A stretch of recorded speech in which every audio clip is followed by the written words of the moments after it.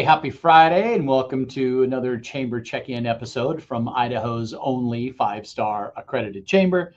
Today, we get to speak with the executive director of FYIdaho, and it is May. The month of May is selected by the Substance Abuse and Mental Health Services Administration, recognizes the month of May as Mental Health Awareness Month. And I'm going to bring Brenda on right now. Hi, Brenda. Hey, Paul. How's it going? Really good. We've had a great conversation prior to going live today, and we've known each other for the past, it's 2025, so the past 11 years. You're right. That's been a while. When I first started with the chamber, I think you were the president of one of our leads groups in Eagle, and that's where I got to meet you. And ever since then, you've been such a steward of the chamber and a great friend of mine. And so I'm so happy to feature you today. Thank you. I'm so happy to be here. It's always fun to find new and exciting ways to share about things we're doing in the community. And you guys do such a wonderful job. And I've always enjoyed being a part of the chamber ever since, like I said, when we met. That's awesome. And while we're talking today, I just want people to know the impact that you and your organization have on the community and the passion that you and your entire team have. Yeah, we really love what we do. It's not always easy work. Sometimes there's, some really tough conversations we have to have, some navigation that's not easy, or support of things that, we wish didn't happen. But in the end, we know we're doing the right thing. We're making a difference, and we are here for our state and for families and youth and our people within the community, our partners. So start with you. Brenda, tell us and the listeners who don't know you just a little bit about your background and history of work that led you into, I'll just call it the healthcare industry. Sure. I was born and raised here in Idaho, went to Boise State University, graduated with an education degree, and really tried to find ways in which to be a creative educator, to inspire kids, to be authentic as an educator, and to really make learning fun. And with that, I was able to work with a lot of different community partners to engage them in what it means to educate children and how to be a support to their families. I helped open up the state's first magnet school, which was a school of choice way back when. We opened up the Christine Donnell School of the Arts, which was the Meridian School District back then, now West Ada. So that was a lot of fun. And that's kind of where I got my feet wet with, how do we engage and how do we make it authentic and how do we make learning fun for kids? And from there, I just went on to, different avenues, trying to see, what I really wanted to do with my life. I always wanted to teach, so I knew that had to be at a component of whatever it was I did. I ended up working as the director of business development for Cottonwood Creek Behavioral Hospital. And you were there at a ribbon cutting. It was awesome at our open house. It opened at 2019. And it started with just a few beds for adults. And by the time I left, we had a youth program, so adolescents for 12 to 17. We had an education program within it that I helped create and with the team. And then from there, I went to outpatient, worked in residential. That's right. And I worked in just internal, like counseling and that kind of avenue. So the cool thing about what I've done is I've seen it from all that continuity of care, from acute stabilization to outpatient services, which is really cool because it gives me a perspective internally when I'm working with families or I'm helping educate and train our team about what it's like from that perspective. So that when we're helping families and kids, we can really use some of that information as how we impact them. And then when I'm working with organizations and hospitals and, intensive outpatient programs, I have that family perspective as well. So it goes hand in hand. And then I got asked to be part of the board here at FYIdaho. Right. That's was right. a board member for a while, not too long before I was asked to join as an employee. I was the director of business development. And then our executive director at the time, Ruth York, was getting ready to retire. And when she did, she asked me if I wanted to interview for the job. I did. I was accepted, and I've been here for over a year now. Brenda, that's awesome. Thanks for bringing us up to speed on the story. And I think that quality of the continuity and understanding both sides is a unique experience or a unique piece of expertise. And so I think that's rare in your field. So thank you for sharing that today. Yes. Okay, for those that don't know, FYIdaho, what is it? What do you guys do? Help me share. FYIdaho stands for Families and Youth of Idaho. We started back about 25 years ago with the name Idaho Federation of Families. A bunch of family members came together and realized that there was a shortage of resources and navigation supports in our state. So families were needing help getting guidance 25 years ago with the mental health system. And there really wasn't an organization that had a group of people who could actually help with that and who had lived experience. And so FYIdaho at that time was Idaho Federation of Families. They became a nonprofit and they started that journey as to how we can help navigate mental health systems with families. Now, fast forward to me, we are FYIdaho. We have a youth program at the Boise Brick House. We have a families program. We have a family support line where we offer support and navigation and training for families who are struggling with the situation that they have with their kids who have mental health challenges, whether it's at the beginning stages or they've been dealing with it for quite some time. So that's a really popular thing that we have, and something that's really successful is families can call in and get support, get resources, and just get guidance every step of the way. And we're big advocates. And the whole goal with what we do is to really teach and empower those families to be able to learn how to advocate for themselves and feel confident with that. And that's on the family side. On the youth side, we have the Boise Brick House, which is open to our high school students right now because we're located in downtown Boise. Boise High is our largest group of kids that come and see us. And the cool thing about what we do here with the kids is we really look at the climate and see how we need to adjust to the needs. As we talked last year, we had some really devastating things happen within our area last year. And we saw the impact that it had on our youth and the kids that participated in the Brick House. Absolutely. So we listened. We asked the kids, what do you need that you're not getting? Listening and getting their feedback is incredibly important. And what we found was they needed more time. They needed time to just be able to disengage from all of the struggles of school, of being a teenager in today's life. And that was what the Boise Brick House has to offer. And so we went from being open 3 days a week to 4. We extended our hours an extra half an hour. So the stress of being picked up on at a certain time, we were open till 5, and parents were having a really hard time getting here to pick up the kids who couldn't drive. And so we extended those hours. We listened to the kids when they said, we don't have any place to go when school's out. So spring break, Thanksgiving, Christmas, on those kind of holidays that we're still in operation. We don't get spring break here, right? And so we decided that we would open up our doors and have them be able to attend when they're off school so that they would have that continuity of the trusted adult and of their friends and a place to really ask questions and feel safe and get resources themselves if they were wanting to ask for some. I love that, Brenda. You explain it so well. And, our wishes are that we don't need the Brick House or we don't need to be open longer. But the reality is, we do. And I'm so glad that there's a support system there. And I'm so glad that FYIdaho is around. We talked a little bit about it's Mental Health Awareness Month, the month of May. Obviously, mental health has been elevated, and you hear it all the time. What are, for those folks that want to hear some of the data behind mental health awareness or mental health, can you share a little bit about Idaho, maybe some of the national trends that you're seeing? Sure. What I did is I actually just compiled a report for this for something else. So I have the data here. I'm not going to memorize it. So I do have my trusty paper so I can add some additional information to it.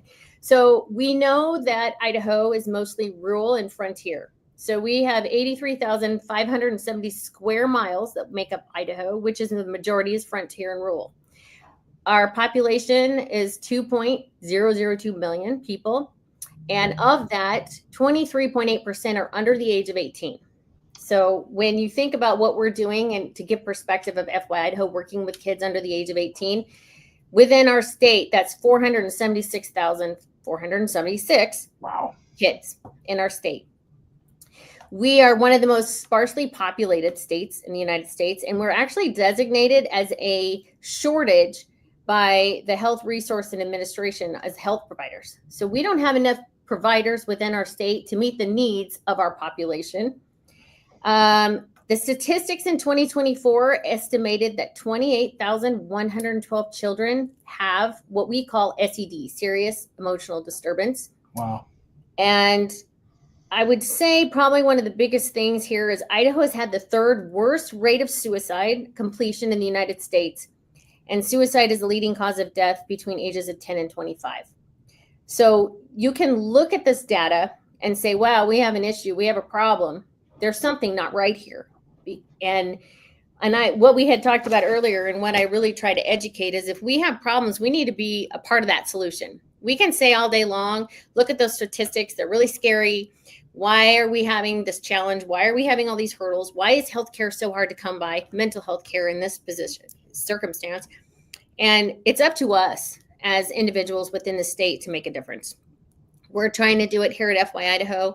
We work with the state of Idaho in so many different ways with community partners, with schools, all throughout, whoever we can get a hold of, and try to educate people as to how do you want to make a difference?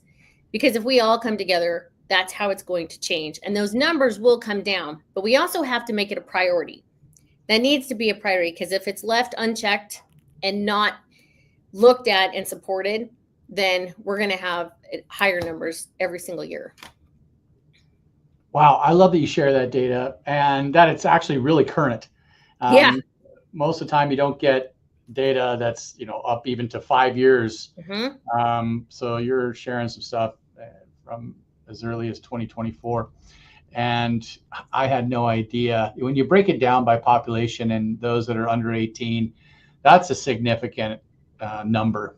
Mm-hmm. And of that number, that large percentage of that are having serious emotional disorders. I think that's what you called it. Mm-hmm.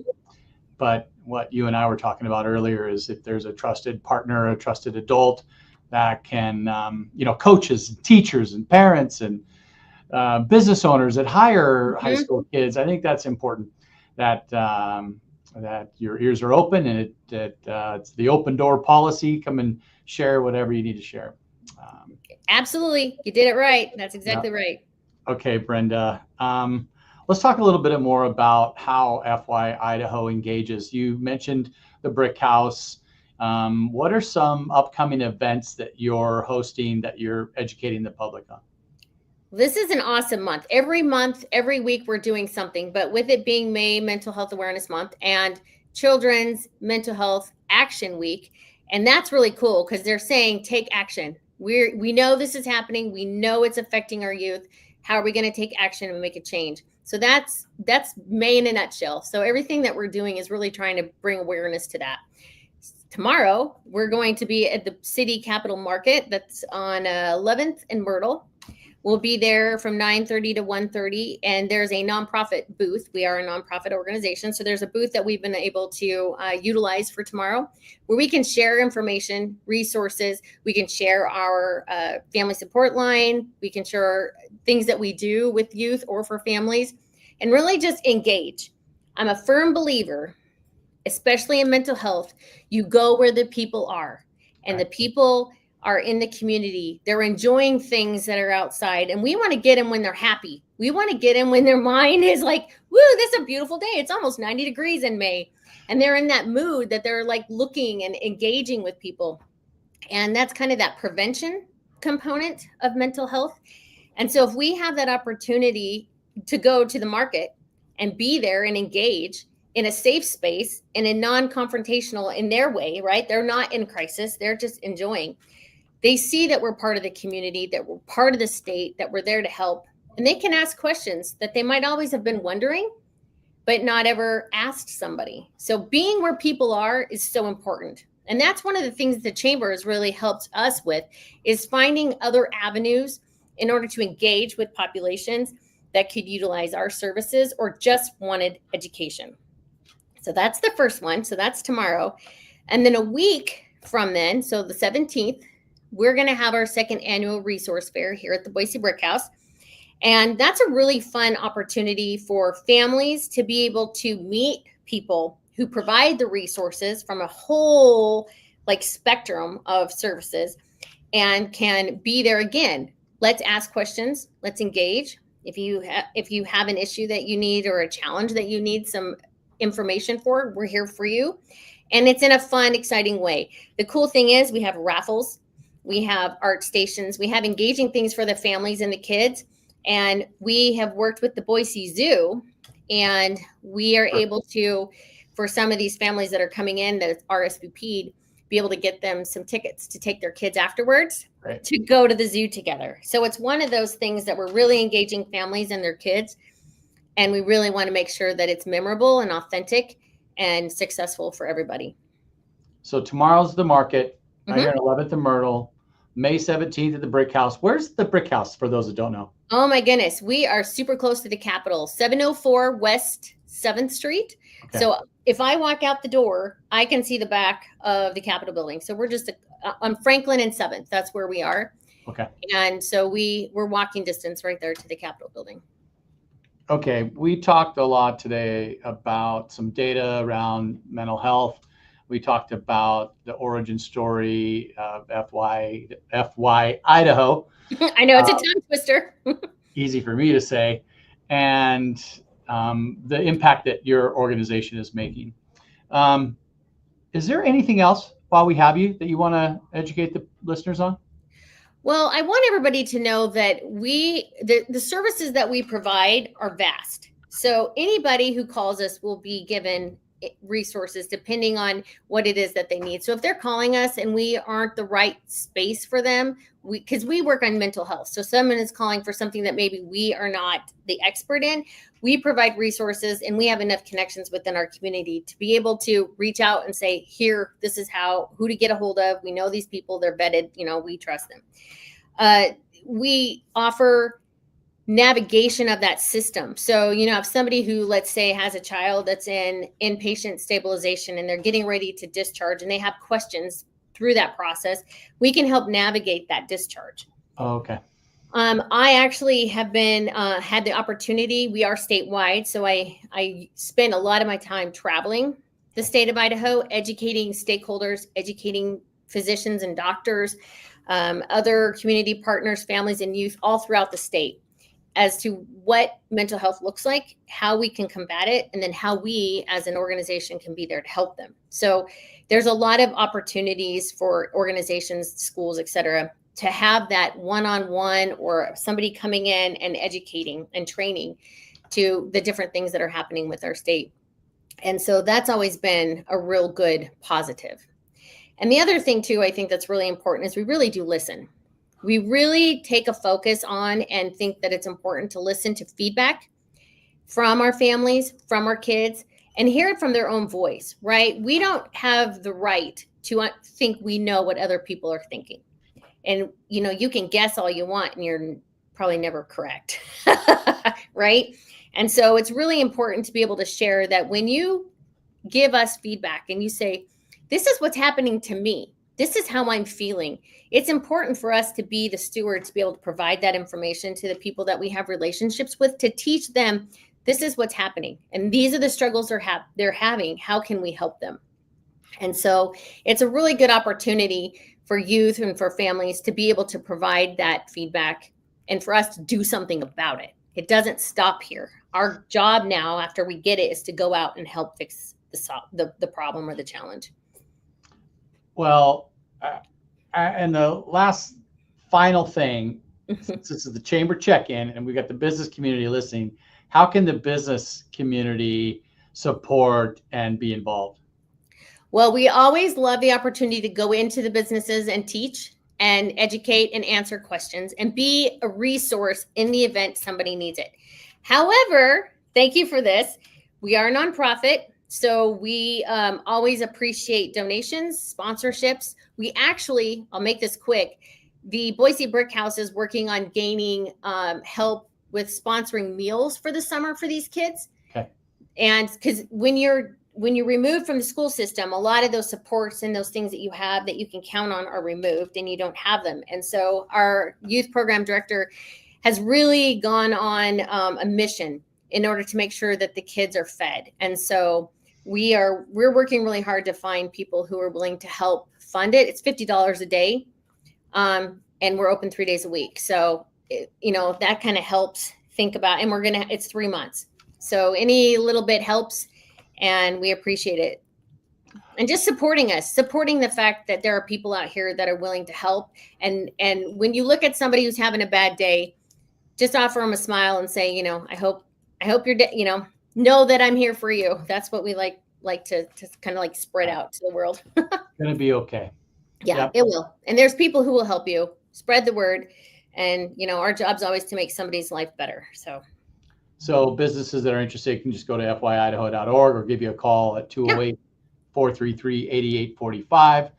Again, 208-433-8845. Brenda, thank you so much for your time today.